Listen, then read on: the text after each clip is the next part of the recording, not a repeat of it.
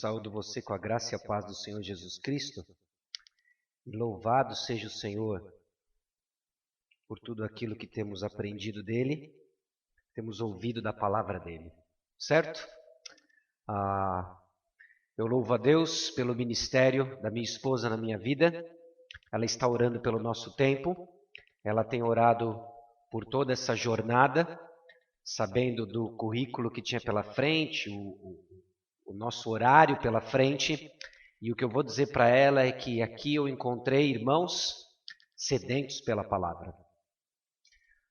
Eu estou convicto de que a pregação da palavra não é a atividade de um homem só, definitivamente é a ação do Espírito usando um instrumento, mas os receptores têm uma grande responsabilidade em receber com fé. E certamente eu tenho visto isso. Tenho visto o amor de Cristo na vida dos irmãos. Estou voltando. Lógico, ainda tem mais um dia pela frente, mas segunda, se Deus assim permitir, eu volto para casa, certo de que aqui eu tenho irmãos, aqui eu tenho uma família. Amém? Abra sua Bíblia no Salmo 131.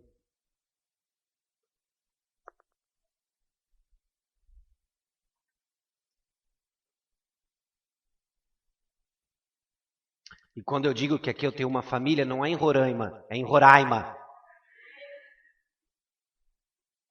Eu vou espalhar isso lá em São Paulo, tá bom? É Roraima.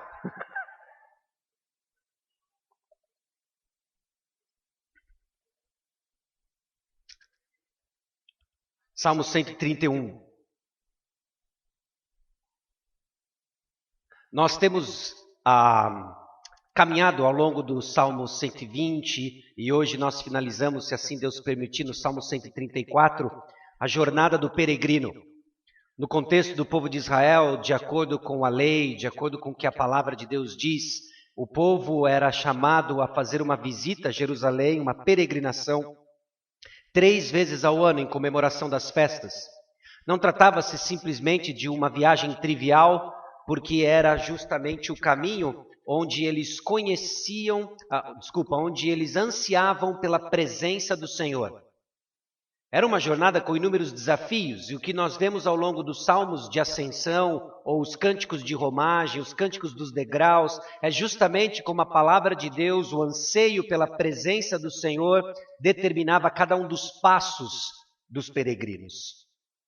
E no Salmo 131 nós vamos lidar com um aspecto importante e com aplicação direta nos nossos dias de hoje, que tem a ver com o barulho ao nosso redor. Você já reparou a quantidade de barulho, a intensidade do barulho ao nosso redor? Literalmente, um barulho ensurdecedor em nossa rotina. Um barulho que diz como você deve ser, o que você deve fazer. Olha, você tem que ler a Bíblia, orar, ministrar.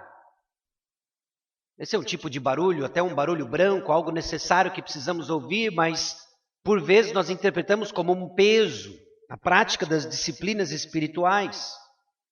Ou o barulho da cobrança profissional, você tem que ter uma promoção nos próximos meses. Em particular, a pressão que existe, o barulho sobre a sua aparência.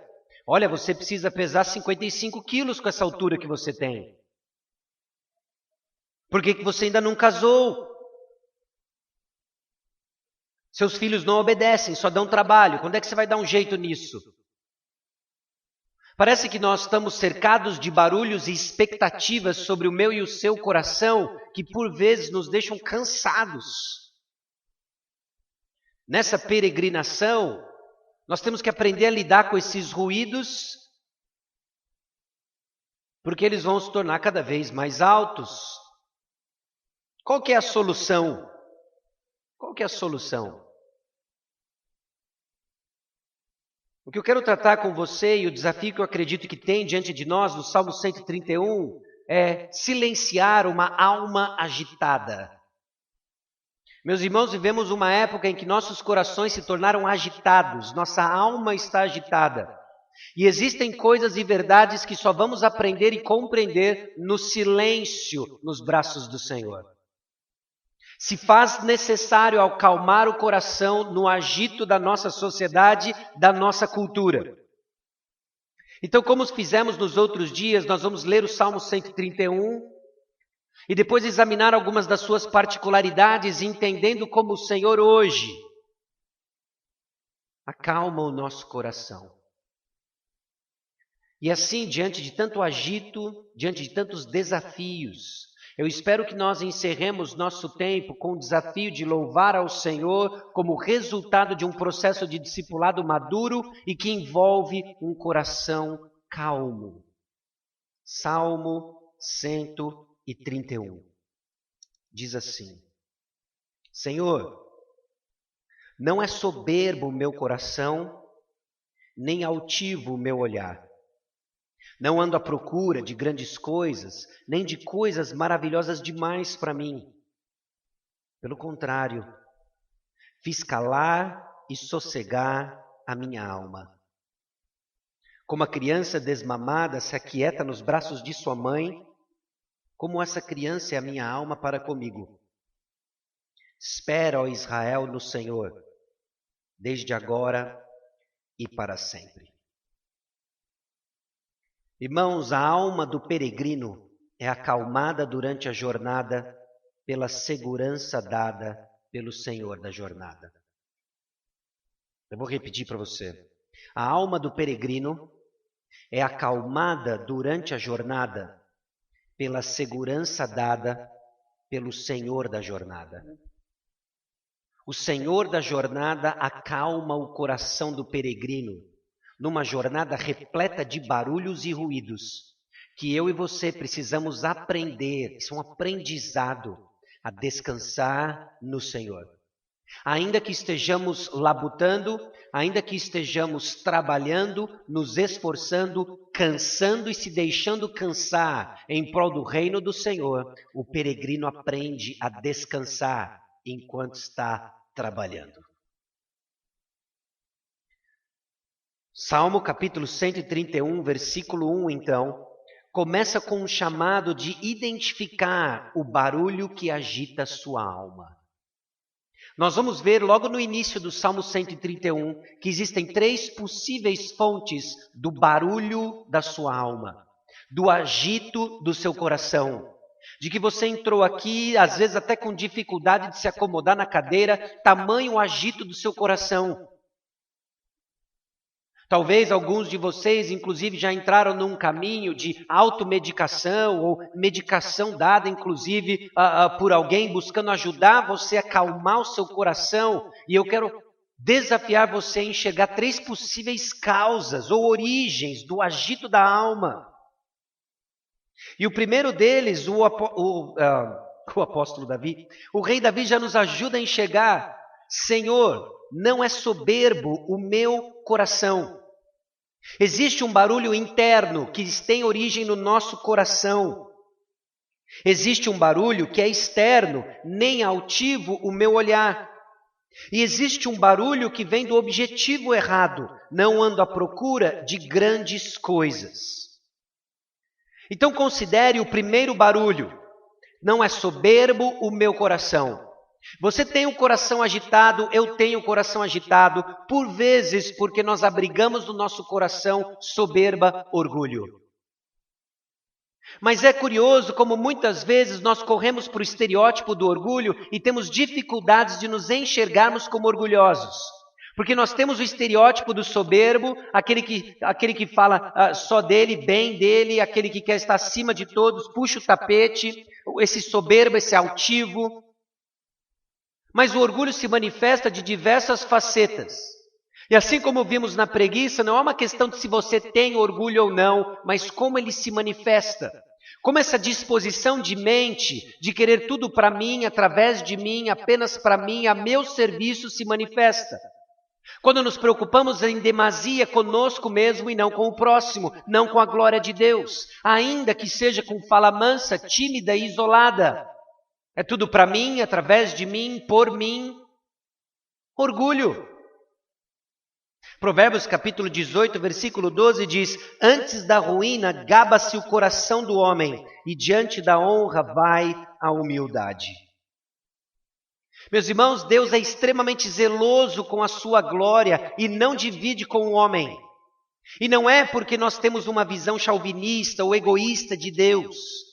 É que Deus é o único que é digno de glória. Não cabe a nós receber a glória, cabe ao Senhor receber a glória, porque essa é a natureza gloriosa de Deus.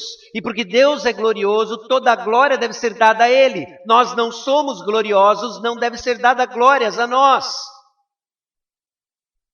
E a Escritura nos dá inúmeros exemplos de homens que sucumbiram diante do orgulho, com um coração agitado, que tomaram decisões ruins, porque eles tinham um coração soberbo.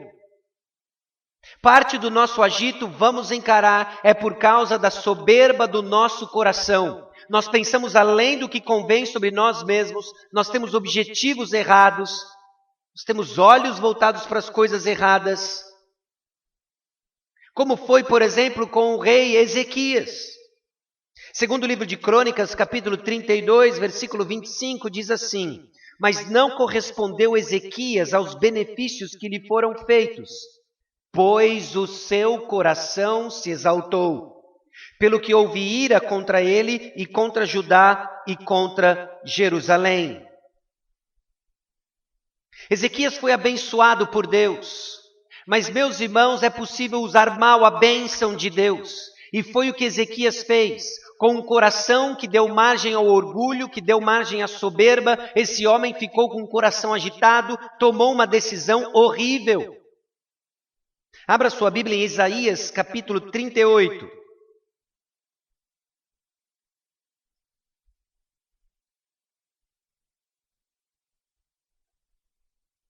Isaías, capítulo 38, versículos 1 a 8. Naqueles dias, Ezequias adoeceu de uma enfermidade mortal. Veio ter com ele o profeta Isaías, filho de Amós, e lhe disse: assim diz o Senhor, põe em ordem a tua casa, porque morrerás e não viverás. Então virou Ezequias o rosto para a parede e orou ao Senhor e disse: lembra-te, Senhor, peço-te de que andei diante de ti com fidelidade, com inteireza de coração, e fiz o que era reto aos teus olhos, e chorou muitíssimo. Então veio a palavra do Senhor a Isaías dizendo: vai e diz a Ezequias, assim diz o Senhor, o Deus de Davi, teu pai. Ouvi a tua oração e vi as tuas lágrimas, acrescentarei, pois, aos teus dias 15 anos. Livrar-te-ei das mãos do rei da Síria, a ti e a esta cidade, e defenderei esta cidade. Ser-te-á isto da parte do Senhor como sinal de que o Senhor cumprirá esta palavra que falou. Eis que farei retroceder 10 degraus a sombra lançada pelo sol, declinante no relógio de Acás. Assim retrocedeu o sol os 10 graus que já havia declinado. Capítulo 39, versículos 1 a 3. Nesse tempo, Merodach-Baladã, filho de Baladã, rei da Babilônia, enviou cartas e um presente a Ezequias, porque soube que estivera doente e já tinha convalescido. Ezequias se agradou disso e mostrou aos mensageiros a casa do seu tesouro, a prata, o ouro, as especiarias, os óleos finos, todo o seu arsenal e tudo quanto se achava nos seus tesouros. Nenhuma coisa houve, nem em sua casa, nem em todo o seu domínio, que Ezequias não lhe mostrasse. Então Isaías, o profeta, veio ao rei Ezequias e lhe disse: que foi que aqueles homens disseram e de onde vieram-ti? Respondeu Ezequias: de uma terra longínqua vieram a mim, da Babilônia. Ezequias fez mau uso da bênção do Senhor, deixando que seu coração se orgulhasse. O barulho e a possibilidade de fama, a possibilidade da fama que ecoasse na Babilônia fez que ele tomasse uma decisão ruim. Um coração que deu margem ao orgulho, que tornou-se soberbo, fez um barulho alto demais para sua alma. Meus irmãos, a submissão a Deus implica uma atitude de humildade. Ezequias foi abençoado e usou errado sua bênção de 15 anos a mais. Pare e pense o temor que isso deve gerar no nosso coração, coração de peregrino. É possível usar errado a bênção de Deus. Lembra, nós já falamos sobre isso e reitero, a bênção de Deus é dado atrelado à missão de Deus. Deus lhe abençoou. E a bênção que ele deu deve ser usada de acordo com os propósitos de Deus, a missão de Deus. Ezequias usou a bênção de Deus para os seus propósitos pessoais.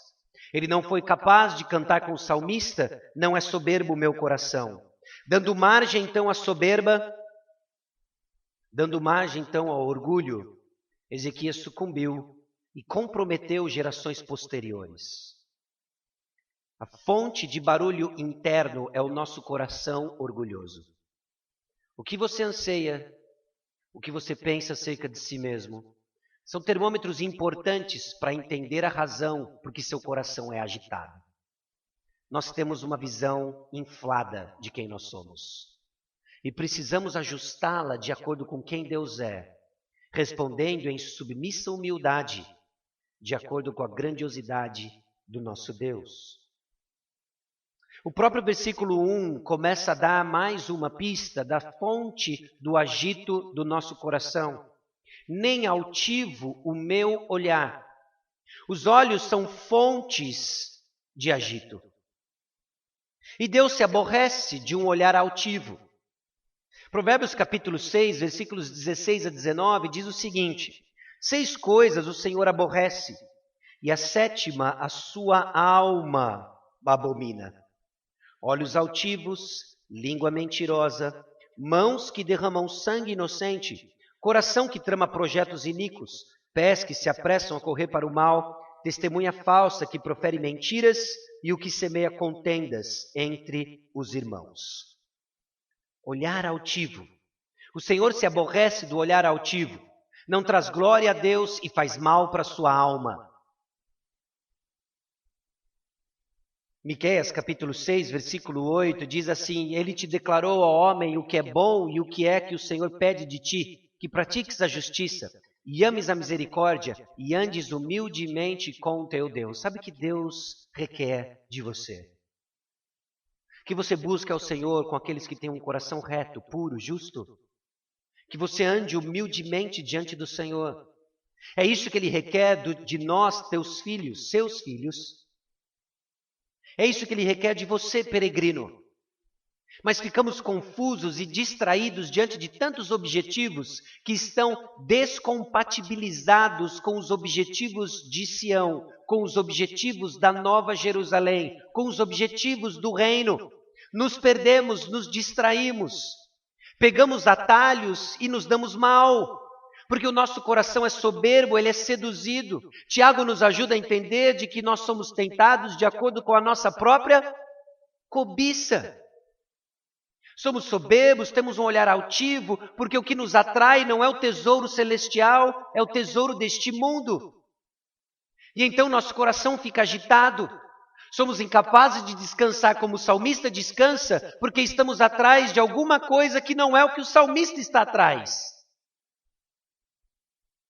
Meus irmãos, por trás do agito da nossa alma, tem um coração soberbo, tem um olhar altivo, estamos atrás de alguma outra coisa. Naturalmente, Deus se aborrece disso. Deus se aborrece desse olhar altivo porque é contra Deus. Ezequiel capítulo 28, versículo 2, Filho do homem, dize ao príncipe de Tiro, assim diz o Senhor Deus, visto que se eleva o teu coração e dizes, eu sou Deus, sobre a cadeira de Deus me assento no coração dos mares, e não passas de homem e não és Deus, ainda que estimas o teu coração como se fora o coração de Deus. Meus irmãos, no orgulho, na soberba, no olhar altivo, nós buscamos incansavelmente, ou melhor, insaciavelmente, porque traz exaustão da alma, destronar Deus e subir no trono. É isso que está no coração do pecado. Nós lemos e vimos justamente ontem, quando começamos a estudar o Salmo 127, do propósito divino na criação. Você e eu fomos criados para sermos a imagem visível do Deus invisível. Imagem e semelhança de Deus. Nós somos criados para representar a Deus visivelmente. E Deus nos deu um trabalho para executar essa missão, e Deus nos deu uma família onde procriaríamos justamente essa imagem, glorificando a Deus. Mas em Gênesis capítulo 3, versículo 5, nós vemos que diante da tentação da serpente, Foi-lhe oferecido. Foi oferecido a Eva e subsequente a Adão a possibilidade de não representar a Deus, mas de ser como Deus. Esse é o coração do pecado, meus irmãos. Nós não queremos servir a Deus, nós queremos ser Deus. Porque estou ansioso, porque eu quero controle. E fatalmente o controle não vai me ser dado. Então reagimos mal, eu quero ser Deus. Porque eu me iro, porque alguém viola o meu reino. Não é seja feita a tua vontade aqui no céu como na terra, seja feita a minha vontade aqui e agora no meu reino, porque quem manda sou eu. Então um coração soberbo, um olhar altivo, nos leva a esse descompasso com a rota da peregrinação, nos encaminhando para atalhos perigosos, onde tudo o que colhemos é agito de alma, cansaço de coração. Acalma, coração soberbo. Presta atenção, olhar altivo. O Senhor nos chama para algo diferente. E Ele se compadece daqueles que andam humildemente, em submissão ao plano divino, em fé que Deus sabe mais. Deus sabe mais. E quando Ele expressa em sua palavra os verdadeiros valores e tesouros, Ele nos chama a um passo de fé e uma jornada de peregrinação de acordo com as ordens e instruções do Senhor. Não ando à procura de grandes coisas, é esse justamente o objetivo errado. Não é errado você querer grandes coisas. Aliás, eu acredito que alguns cristãos precisavam pensar em grandes coisas. Porque vivem uma vida atolada em mediocridade, tocando naquilo que nós vimos ontem de preguiça. Para alguns eu digo, você precisa pensar grandes coisas. Você precisa pensar as grandes obras que o Senhor Jesus disse que faríamos. Já parou para pensar nisso? Que Jesus Cristo disse que faríamos obras maiores do que Ele fez? É realmente de deixar o queixo cair, né? Como assim? Jesus fez umas coisas meio grandiosas, não fez? Meio não, totalmente. A multiplicação dos pães mais de uma vez, transformou água em vinho, curou leprosos, curou cegos, expulsou demônios, sermões maravilhosos, ressuscitou Lázaro. Como assim obras maiores?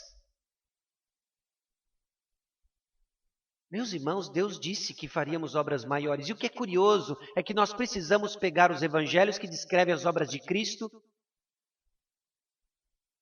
ou melhor, pegar o livro de Atos, que reflete aquela primeira geração de discípulos fazendo as obras maiores, subtrair aquilo que Jesus fez e identificar as obras maiores. É isso, não é? E nós vemos os discípulos curando pessoas, os apóstolos curando pessoas, nós vemos os apóstolos ressuscitando pessoas, o camarada que dormiu lá depois do sermão, no meio do sermão, imagina o agito na igreja. Mas qual é a diferença? Aquilo que nós enxergamos no ministério dos apóstolos e não vemos no ministério de Jesus é a multidão de conversões. Muitos seguiam a Jesus. Pão grátis. E quando Jesus transformava o discurso em eu sou o pão da vida, a multidão virava as costas. A diferença que existe é que quando Jesus subiu aos céus, Ele enviou quem? O Espírito Santo. Que agora ministrava no tribunal do coração do homem, trazendo convicção de pecados. Essa é a grande diferença, meus irmãos, das grandes obras que somos chamados a fazer. Não tem a ver com os seus objetivos errados pessoais. Tem a ver com as grandes obras que o Senhor nos chama a fazer. Fazer discípulos. Na plena convicção de que é o Espírito Santo quem age e Ele quem faz. Abrindo o entendimento dos homens, julgando no tribunal do coração, trazendo convicção de pecado, conduzindo-os à salvação, trazendo vida àqueles que estão mortos. Pense, grandes coisas. Mas a diferença aqui e o detalhe é que eu não ando à procura de grandes coisas, nem de coisas maravilhosas demais para mim. Não só pense projetos relacionados à grande comissão e à missão dada por Deus, mas seja qual for a sua vocação, onde você é chamado a usar as habilidades que o Senhor Deus deu para você, como um profissional em excelência, mas que não seja apenas para você. Que não seja para a sua glória, para o seu reconhecimento, e é onde o objetivo dá errado. De que é possível que você cresça com excelência profissional. Aliás, eu digo para você, é necessário que você cresça com excelência profissional para a glória de Deus. De que o mundo vai ver cristãos peregrinos com objetivos diferentes, que vão resistir à tentação de puxar tapetes onde quer que seja que você esteja no seu ambiente de trabalho, buscando a excelência, trabalhando com honestidade, numa vida equilibrada, mas não para você, para a glória de Deus. Para que as pessoas olhem para você e digam, você é diferente. Você é diferente. Me diz qual é a razão da sua esperança. Essa é a pergunta de $1 milhão, não é? Essa é a pergunta de $1 milhão. Você não anda atrás de coisas maravilhosas para você. Você participa de coisas maravilhosas, porque nós temos e servimos um Deus maravilhoso. Mas tudo é para a honra e glória do nome dEle.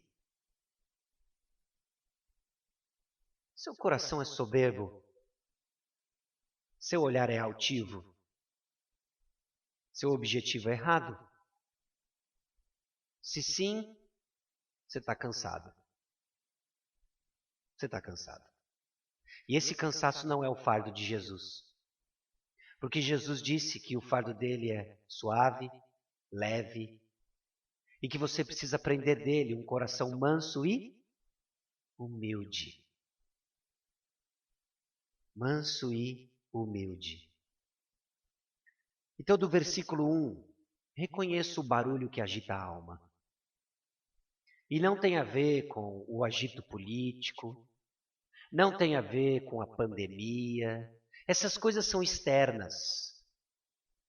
Elas podem tocar o que tem dentro do seu coração soberbo, seu olhar altivo e seus objetivos errados, que tem levado você a um coração agitado. Você está cansado. E hoje é dia de encontrar descanso para sua alma. Faça então calar a sua alma. Pelo contrário, fiz calar e sossegar a minha alma, como a criança desmamada se aquieta nos braços de sua mãe. Como essa criança é a minha alma para comigo. Fazer calar a alma, sossegar a alma, é um voto que requer esforço. É um compromisso que produz humildade. Calar a alma requer esforço. Não é natural a nós. A construção, inclusive, da sentença implica num voto, uma resolução. E certamente esse esforço é resultado da graça de Deus. Mais uma vez eu repito, e já mencionamos isso ao longo da semana. A graça de Deus não elimina o seu esforço. Na peregrinação rumo à cidade celestial, a graça de Deus não elimina o seu esforço. A graça de Deus elimina o merecimento de algo. Nós não merecemos absolutamente nada. O que nós recebemos é favor imerecido de Deus, que nos capacita ao esforço que somos chamados na vida de santidade. Então, fazer calar a alma é um compromisso que requer esforço. Tiago capítulo 1, versículo 17 diz: toda boa dádiva e todo dom perfeito são lá do alto, descendo do Pai das luzes, em quem não pode existir variação ou sombra de mudança.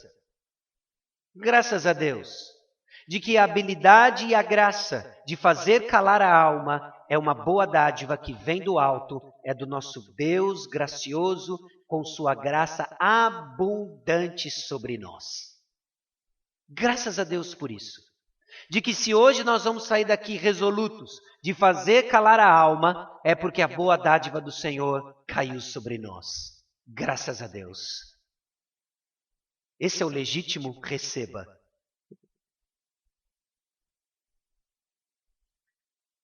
Não só faça calar a sua alma, esse voto que requer esforço, como também um compromisso que produz humildade.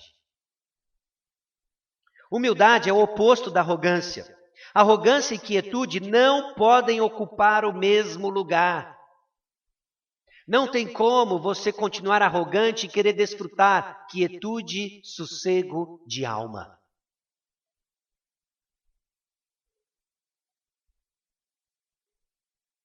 Humildade é o oposto da arrogância e ela vai ser traduzida e vista na prática como a calma quietude da sua alma. Frequentemente, então, o coração arrogante, ele é inseguro. Ele é inseguro. Popularmente, a nossa compreensão de humildade é de insegurança, mas não. Alguém inseguro é alguém arrogante. Você teme a sua incapacidade. E você teme a sua incapacidade porque você julga que vai ser através dela que você vai desfrutar de alguma coisa. Não é. Então há na humildade uma confiança que não é centrada em nós. É centrada em quem? Em Cristo Jesus, em Deus, na capacidade do Espírito Santo. Meus irmãos, um crente humilde é um crente seguro, não nele, mas em quem? Em Cristo Jesus. E é impressionante, e aí de novo, a gente viu hoje de manhã em particular, né, a percepção que o apóstolo Paulo tinha de si mesmo, não é? E é interessante, grande parte dessas reflexões foi quando eu me propus a ler as epístolas do apóstolo Paulo com algumas perguntas em mente. E eram poucas perguntas, era, Senhor, o que é ser um pastor? O que tem no coração de um pastor?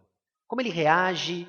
Como ele interage com circunstâncias, com o ministério? E o que eu descobri foi muito mais do que isso. Lendo a palavra de Deus, eu vi um coração de alguém devoto ao Senhor. E o apóstolo Paulo era convicto de que a graça de Deus que ele ministrava era a graça de Deus que o capacitava. Era a graça de Deus que o capacitava e que o sustentava em meio a tantos desafios. Colossenses capítulo 1, versículo 29.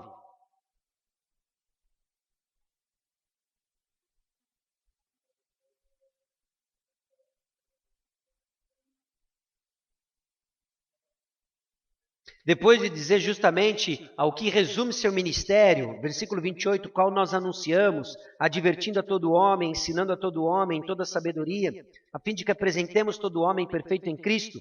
Para isso é que eu também me afadigo, esforçando-me o mais possível, segundo a sua eficácia que opera eficientemente em mim. Então o apóstolo Paulo era convicto da missão que lhe foi dada, nessa peregrinação. Ele se esforçava o mais possível, um homem convicto da graça de Deus, se esforçando o mais possível, sabendo que o que o sustentava nesse esforço era a mesma graça que ele ministrava. Meus irmãos, essa nossa segurança é construída justamente na convicção da graça de Deus que opera em nós. Frequentemente, um coração arrogante é sem controle e agitado. Agitado de um lado para o outro, deslumbrado com as coisas, sem rumo, sem rota, andando errante, desfocado. Esse compromisso que produz humildade, reconhece quem está no controle da jornada. E não é pelo que ele pode dar, mas porque ele pode dar, mas pelo que ele pode dar e por quem ele é. Uma criança desmamada. Enquanto descansamos, trabalhamos. Enquanto descansamos, trabalhamos. Você já teve a impressão de que você tirou férias? Você planejou suas férias? Você antecipou as suas férias? Você estava muito empolgado com as suas férias. Elas chegaram Elas acabaram e você estava mais cansado? É impressionante, quando eu faço essa pergunta, até muito mais recorrente na pré-pandemia, eu vejo risos de identificação.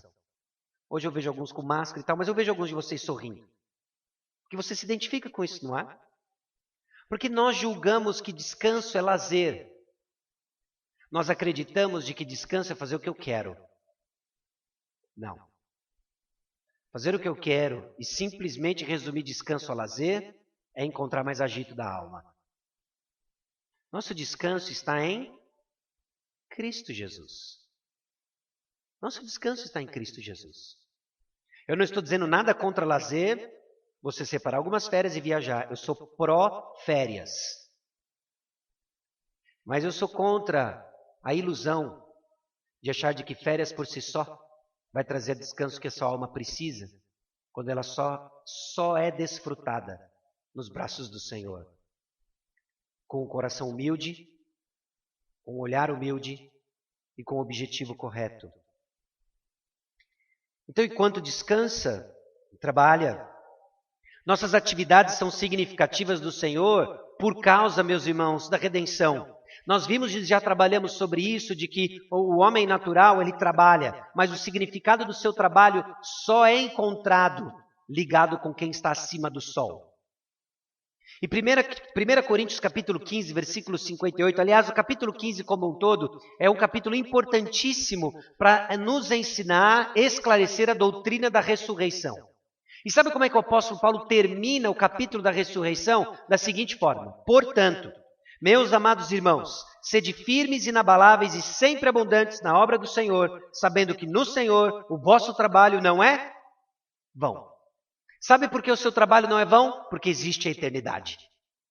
Sabe por que o seu trabalho não é vão na jornada de peregrinação? Porque existe o destino final, a presença do Senhor. Porque se não há eternidade, tudo queima e fica aqui, é tudo palha. Mas porque existe uma eternidade, porque aguardamos a ressurreição, seu trabalho não é vão. As coisas que nós fazemos, as coisas que fazemos para o Senhor, devem ser firmes, inabaláveis e com significado, porque é para Ele, para a glória dEle. Nossas atividades, então, são garantidas na construção e edificação do caráter de Cristo em nós, e elas têm significado por causa da ressurreição. Então espere no Senhor. Espere no Senhor. Espere no Senhor, desfrutando do silêncio da alma e ministrando na vida de outros. É assim que nós esperamos. A espera no Senhor não é uma atividade passiva de ficar com os braços cruzados. A espera no Senhor é uma alma quieta diante do Senhor, ouvindo sua palavra e servindo o próximo. Ministrando na vida do próximo. Essa calma porque não depende de si mesmo. Paciente porque não crê que o tempo presente é uma prisão. O que mais você precisa que Deus, em Jesus, já não lhe tenha garantido? O que mais você precisa? Sossega a alma, desfrute de contentamento. Efésios capítulo 1, versículo 3 diz: Bendito Deus e Pai de nosso Senhor Jesus Cristo, que nos tem abençoado com toda a sorte de bênção espiritual nas regiões celestiais em Cristo Jesus. Toda sorte de bênçãos espirituais nos foram dadas. Talvez parte da sua oração não é simplesmente: Senhor, aquieta minha alma, mas abra os meus olhos para eu entender, vislumbrar um pouquinho dessas bênçãos que estão sobre mim. Ajuda-me a enxergar o tesouro do meu chamado no Senhor. Aliás, essa é a oração do apóstolo Paulo em Efésios capítulo 1. Senhor, que a gente entenda a riqueza do nosso chamamento.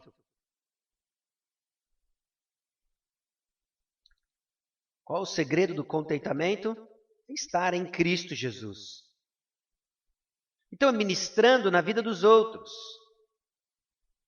Salmo 130, que nós vimos hoje pela manhã, versículo 5 em diante: aguardar no Senhor, espere no Senhor, porque diante da realidade do pecado, o perdão é certo, está com Ele, certo como o romper da manhã.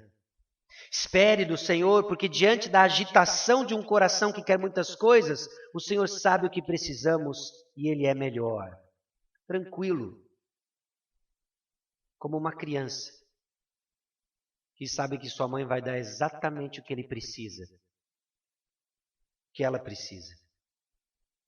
Enquanto esperamos, ministramos na vida dos outros, testemunhamos a certeza e suficiência da graça de Jesus.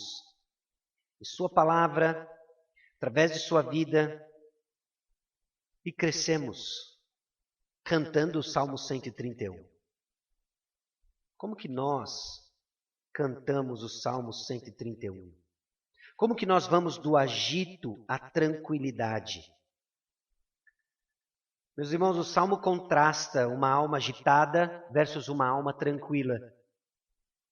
Uma alma agitada é uma alma orgulhosa e arrogante.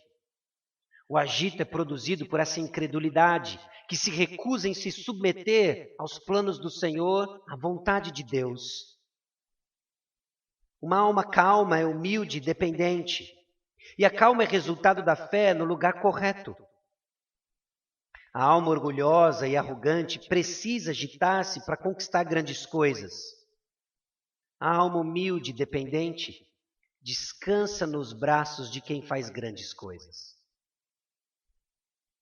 A alma orgulhosa e arrogante precisa agitar-se para conquistar grandes coisas. A alma humilde e dependente descansa nos braços de quem faz grandes coisas. O que é realmente grande? O Evangelho inverte nossa percepção de grande, nos ensina os verdadeiros valores e acalma o nosso coração com os ruídos do mundo. Você precisa pesar tanto, você precisa da promoção X, você precisa ser um empreendedor, você precisa. Você precisa conhecer o Deus Criador de todas as coisas. E o Criador de todas as coisas firma os seus passos. Lhe ensina o caminho da excelência, do bom trabalho, de ter um trabalho produtivo e frutífero, mas com o propósito correto, descansando. E não tendo burnout a cada 3 meses, mas descansando. O que você realmente quer? Sua alma é acalmada no dia a dia, confiando que Jesus garante tudo o que você precisa, de fato. Eu quero convidar você a abrir mais uma passagem que ilustra esse agito de alma e que mostra onde encontramos descanso, mais do mesmo numa linguagem diferente, e nos ajuda a entender de uma forma mais colorida os recursos que temos para acalmar a alma em meio ao agito desse mundo. Abre em Provérbios capítulo 30. Parte da leitura vai ser diferente da que eu vou trazer, em especial se você está usando a NVI. Não tenho tempo para mostrar isso para você, mas eu vou seguir a leitura do texto na revista atualizada, entendendo de que a tradução na revista atualizada, nessa passagem particular, está mais próximo do que eu acredito ser a decisão referente ao texto. Aliás, o texto hebraico é um texto difícil, não é? É difícil não só para aquelas letras esquisitas, não sei se você já teve a oportunidade de ver um texto hebraico, mas também pelo seu vocabulário limitado. E limitado não em detrimento da língua hebraica, mas limitado simplesmente pela gama de opções para a comunicação de uma mensagem. Pare e pense a diferença que existe entre o vocabulário hebraico de 5.000 a 8.000 vocábulos versus o português com mais de 200.000. Alguns dizem mais de 300.000. Você percebe o desafio de tradução? Por isso que às vezes a gente vê tantas traduções diferentes e as duras opções que o tradutor tem que, as decisões que o tradutor tem que tomar referente ao texto. Mas eu peço o seu voto de confiança aqui, que a leitura que nós vamos fazer na revista atualizada, em Provérbios capítulo 30, é de fato que segue o fluxo de onde Agur, o autor humano de Provérbios 30, nos ajuda a entender sobre o agito da alma. Palavras de Agur, filho de Jaque de Massá. Aqui está o que está bem diferente se você está acompanhando na NVI, ok? Disse o homem, fatiguei-me, ó Deus, e estou exausto. Porque sou demasiadamente estúpido para ser homem. Não tenho inteligência de homem. Já se sentiu assim? Exausto? Ai, como eu sou burro. Ai, como eu sou ignorante. Parece que isso foi potencializado com redes sociais, não é? As pessoas postam o seu sucesso, ninguém posta o seu fracasso. Aí você vê lá o sucesso. Ah, estou aqui com meu filho de 2 anos que aprendeu a ler. Misericórdia. Meu filho está lá com 6, aprendendo algumas letras. Fiquei para trás, sou um péssimo pai. Oh, não, sou burro demais. Fulano começa a postar o seu sucesso e isso tudo nos oprimindo. Esse mundo de meritocracia doido, as concorrências, e a gente vai ficando para trás, e a gente, olha, eu sou demasiadamente estúpido para ser, ou eu estou cansado de não saber das coisas. A gente começa a ficar cansado da nossa ignorância. Mas, meus irmãos, não é bem isso que o texto está dizendo. Porque o texto não aponta uma ignorância de algo que eu não sei. O texto aponta uma ignorância de alguém que eu não conheço. O cansaço da nossa alma não tem a ver com uma ignorância de coisas que eu não sei, habilidades que eu não adquiri. O cansaço da sua alma tem a ver com Deus que você não conhece. Versículo 3 diz, não aprendi a sabedoria, nem tenho conhecimento do santo. É isso que cansa a alma de Agur. Não é que ele não aprendeu certas habilidades. Não é que ele não sabe algumas coisas. Não é que ele não fez cursos o suficiente. Não é que ele não ganhou habilidades o suficiente. Agur está cansado porque ele não conhece Deus. Meus irmãos, o cansaço da nossa alma é porque nós não conhecemos quão maravilhoso Deus é e satisfaz nossa alma ao ponto de não querer mais nada, só Ele. Ao ponto de que tudo aquilo que eu faço é uma expressão de conhecer quem Ele é. E assim desfrutamos do verdadeiro descanso da alma. E agora Agur faz uma série de perguntas cuja resposta é óbvia. Versículo 4, quem subiu ao céu e desceu? Quem encerrou os ventos nos seus punhos? Quem amarrou as águas na sua roupa? Quem estabeleceu todas as extremidades da terra? Qual é o seu nome? Qual é o nome de seu filho, se é que o sabes? Quem é esse fulano? João capítulo 3, versículo 13, responde para nós quem é. João 3,13. Ora, ninguém subiu ao céu, senão aquele que de lá desceu, a saber, o Filho do Homem, que está no céu. Quem é? Jesus Cristo. Não tenho conhecimento do santo. Quem subiu ao céu e desceu? Jesus subiu ao céu e desceu. E o que isso tem a ver com você e o que isso tem a ver comigo? Tudo. Porque se o cansaço da nossa alma tem a ver não com uma habilidade que eu não tenho, não com conteúdo que eu não adquiri, não com coisas que eu não conquistei, como o salmista no Salmo 131. Se o cansaço da minha alma tem a ver com alguém que eu não conheço, com o Deus que eu não conheço, eu tenho boas novas para você. Ele veio até nós e o nome dele é Jesus.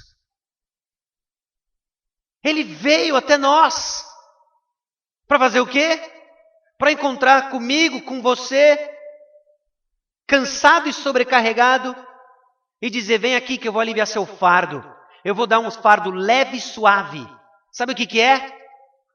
Conheça Jesus. Aprenda dele com um coração manso e humilde. E desfrute de uma paz de alma que só Cristo pode dar. Estamos agitados, perdemos o foco. Estamos olhando para as coisas desse mundo, nos distraímos da rota, saímos do curso. E Jesus hoje nos chama de volta. Você está cansado? Volta, aprende de mim que sou manso e humilde. E encontre descanso para a sua alma. É nele que está o descanso. E sabe o que é curioso? Você já sabia disso. Você esqueceu disso. Hoje é dia de lembrar que o descanso está em Jesus. Você não tem que ser o que o mundo diz que você tem que ser. Você não tem que ser o que as expectativas das pessoas colocaram sobre você. Você não tem que adquirir seu primeiro 1 milhão antes dos 30. Nada disso é o que o Senhor pediu de você. Ele pediu apenas um coração contrito, quebrantado e humilde, onde você vai ver as coisas verdadeiramente maravilhosas. Pessoas vindo da morte, das trevas para a luz e vida. Pessoas tendo as suas vidas transformadas porque Cristo se tornou Senhor delas. Essas são as coisas maravilhosas que nós vamos ver, testemunhar, que o mundo não entende e chama de ridículo ópio do povo. Nós chamamos de luz e vida. Encontramos descanso para a alma. E assim Deus é glorificado. E aguardamos a chegada na cidade celestial. O descanso está nele. Para terminar, eu peço a sua licença para ler o Salmo 131.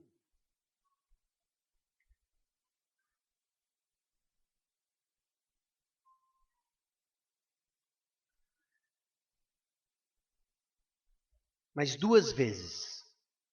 As duas vezes.